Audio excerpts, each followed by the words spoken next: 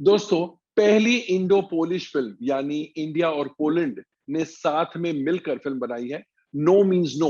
वो फिल्म नवंबर में रिलीज होने जा रही है। एक्चुअली अब तक ये फिल्म रिलीज हो चुकी होती had it not been for the lockdown, लेकिन आप तो जानते हैं सारी फिल्मों के रिलीज शेड्यूल्स अपसेट हो गए and no means no was no exception. लेकिन जो हुआ सो हुआ। अब तैयारियां जोर शोर से शुरू है for the release of no means no in November 2021, that is November this year.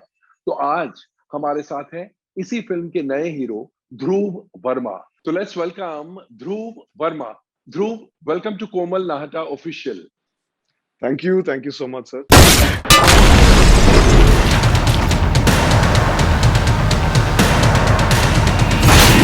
No means no. Dhruv, मुझे ये बताइए, अब आपकी पहली फिल्म तो तैयार है लेकिन लॉकडाउन की वजह से उसकी रिलीज थोड़ी पुशबैक करनी पड़ी है।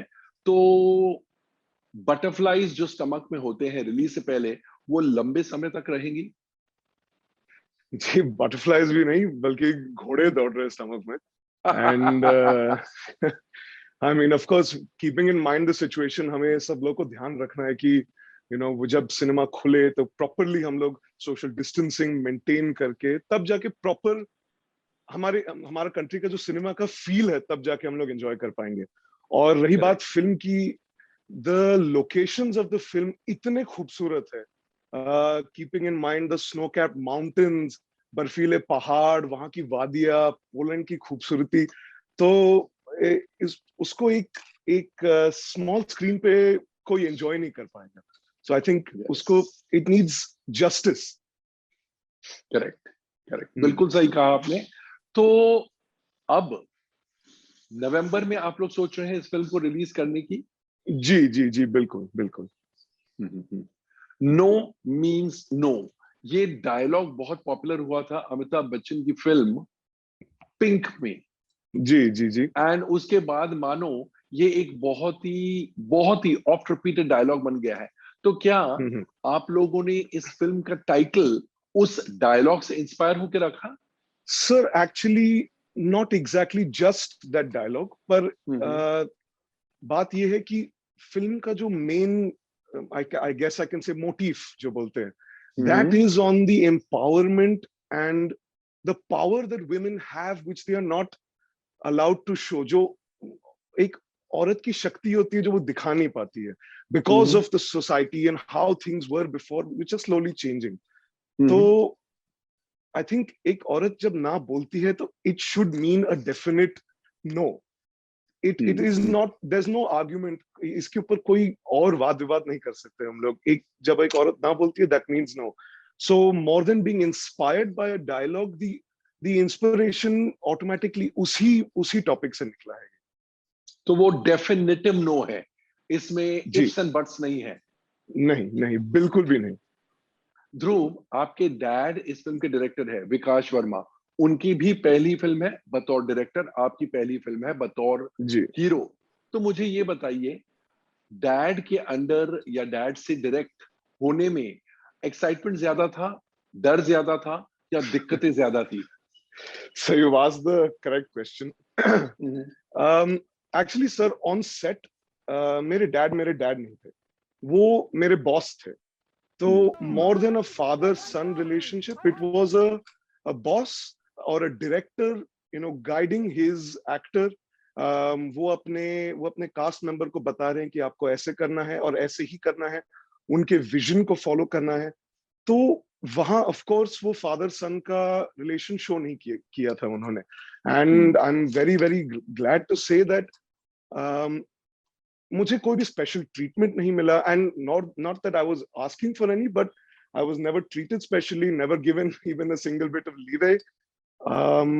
बहुत ही clear, straightforward, and I can say बहुत ही डरावना भी था बिकॉज वो एक सिक्योरिटी एजेंसी के चेयरमैन है और वहां पे the boldness that he has to show, वो डेफिनेटली फिल्म के शूटिंग के सेट पे भी दिखा था।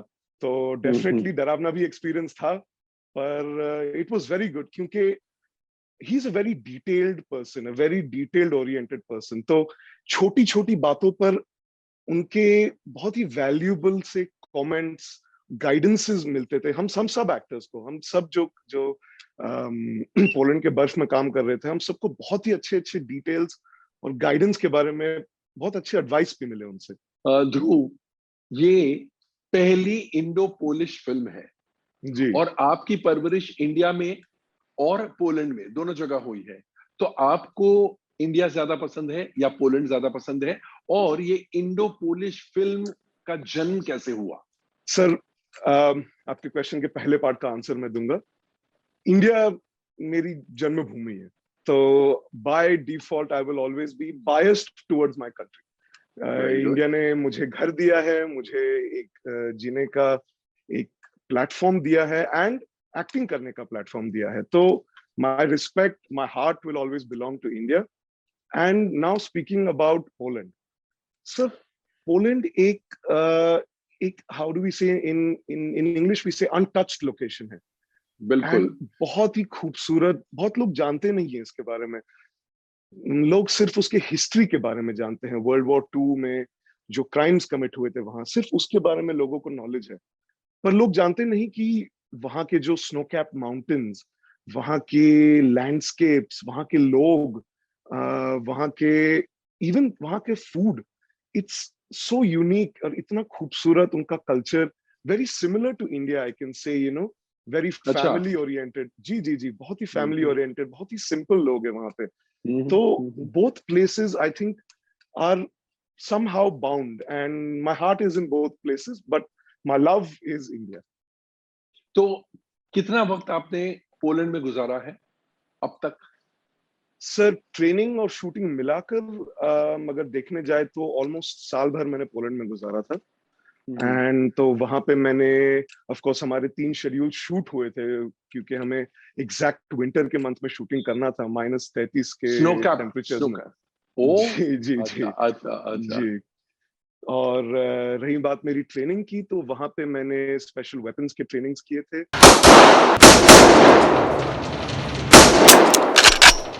और फाइटिंग स्टाइल्स जैसे क्राव मगा, टेक्वेंडो, बॉक्सिंग, और वहां पे घुड़सवारी की भी ट्रेनिंग की, एडवांस लेवल की ट्रेनिंग की थी मैंने पोलैंड में। तो कुल मिलाकर 1 साल मैंने वहां पर बिताया और वहां का पूरा कल्चर फील किया, वहां के लोग को फील किया। तो एक बहुत ही अच्छा और यूनिक एक्सपीरियंस मिला, जो मेरे कैरेक्टर को फिल्म में बहुत ही एक एक अच्छा हेल्प मिल गया, because it was important to gel with the cast and crew of Poland also. आपने कहा कि मैंने एक्शन में, घुड़सवारी में ट्रेनिंग ली, तो आपकी फिल्म एक एक्शन ओरिएंटेड लव स्टोरी है या यूं कहिए एक्शन लव स्टोरी है? ट्रेनिंग में ज्यादा वक्त गुजरा या शूटिंग में ज्यादा वक्त गुजरा? सर देखने जाए तो दोनों में इक्वल वक्त गुजरा है, क्योंकि हमारी जो ट्रेनिंग थी बहुत ही इंटेंस थी, क्योंकि हम्म, हमें -33 डिग्री सेल्सियस के वेदर को कॉम्बैट करने के लिए भी बहुत ही ट्रेनिंग लगा, कि वहां पे आपके हाथ फ्रीज हो जाते हैं, आपका आपका जो जॉ है वो फ्रीज हो जाता है। तो to learn how to combat that, वो भी बहुत इंपॉर्टेंट था।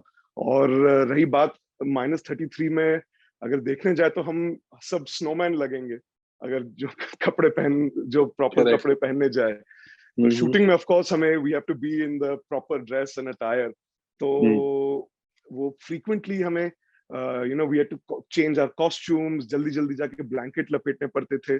तो ठंड को सर्वाइव करना all in all it's another skill by itself. तो ऑफ कोर्स ट्रेनिंग की हम लोग ने, उसके लिए स्कीइंग की ट्रेनिंग की पूरे कास्ट और क्रू ने।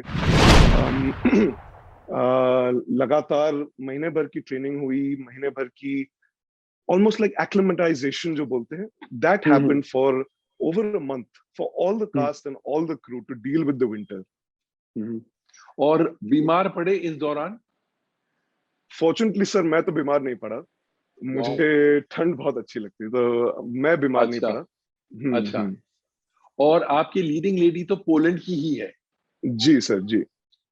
और बाकी फुल कास्ट पोलैंड की है कि इंडिया से भी एक्टर्स हैं, या केवल सर आप इंडियन एक्टर हैं? सर इंडिया एंड पोलैंड का कंबाइंड एंसेम्बल है, तो इंडिया से of okay. Course we have the legend mister Gulshan Grover, we have Mr. Deepraj Rana, Mr. Sharad Kapoor, and Kat Kristen from India, Anna Ador from India.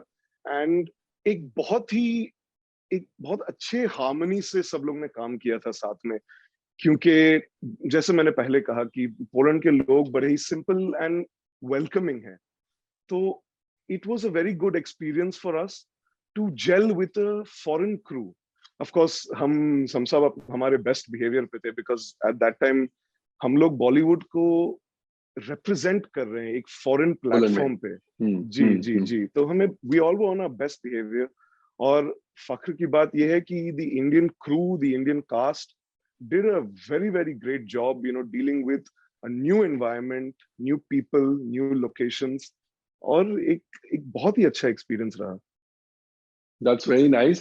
हालांकि ये आपकी पहली film है, लेकिन बॉलीवुड स्टार्स के साथ आपका उठना बैठना तो रहा होगा, स्पेशली बिकॉज आपके फादर एक सिक्योरिटी एजेंसी चलाते हैं और उस सिक्योरिटी एजेंसी को काफी बार बॉलीवुड स्टार्स की सिक्योरिटी के लिए इस्तेमाल किया जाता है। तो क्या जी ये जी मेरा कहना सही होगा कि you know Bollywood stars and you have really hobnobbed with them? जी सर, this is correct. More than hobnob I can say कि मुझे उनसे बहुत अच्छी गाइडेंस मिली है। Even before I joined the platform of acting, मुझे बहुत ही अच्छे से गाइड किया गया था from close friends of my father, like mister Sanjay Dutt, mister Preity Zinta good enough. उन्होंने मुझे बहुत ही अच्छे गाइडेंस दिए थे। Don't do it, don't do it. Take your regarding fitness, regarding style, regarding even living, how to sit, how to walk. Of course, Mr. Sanjay Dutt ki jo walk hai, that is famous all over the world. तो उनका जो style, और उनको सिर्फ देख के ही you can learn a lot. And रही बात, they have so much experience.